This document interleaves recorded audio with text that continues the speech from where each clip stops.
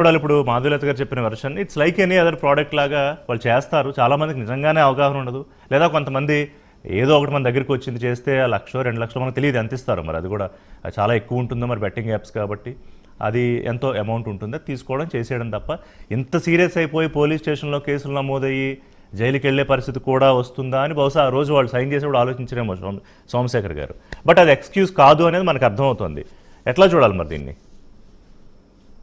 Excuse అని తప్పించుకునే దానికి ఉండదండి. ఇట్స్ కేస్ టు కేస్ ఉంటుంది.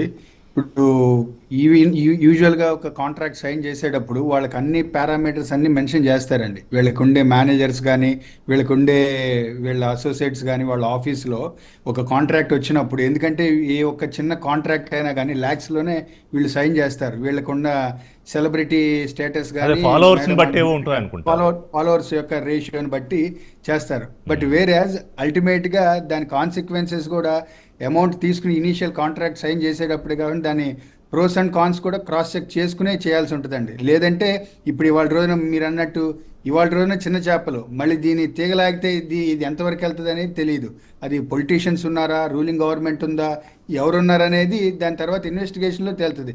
బట్ బై అండ్ లార్జ్ ఖచ్చితంగా వీళ్ళదే రెస్పాన్సిబిలిటీ అండి. ఎవరైతే యాప్ని ప్రమోట్ చేస్తారో వాళ్ళు. మీరు గతంలో చూసినట్లయితే పాన్ మసాలా వాటికి సంబంధించి కూడా బాలీవుడ్ సెలబ్రిటీస్ అజయ్ దేవగన్ ఏంటి, షారుఖ్ ఖాన్ ఏంటి, వాళ్ళు కూడా ప్రమోట్ చేసి మళ్ళీ తర్వాత మళ్ళీ దాన్ని బ్యాక్ తీసుకునే పరిస్థితి.